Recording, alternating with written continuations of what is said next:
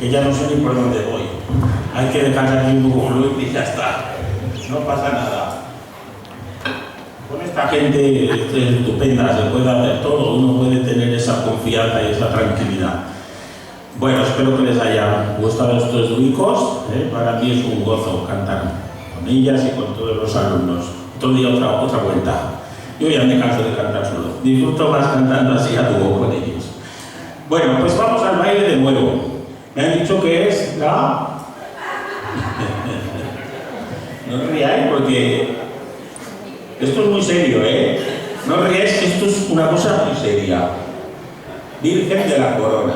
Muy bien. Bueno, pues aquí tenemos estos bailadores dispuestos a ofrecerles su arte, su buen hacer en este arte del baile de nuestra jota bailada, y lo van a hacer con esta jota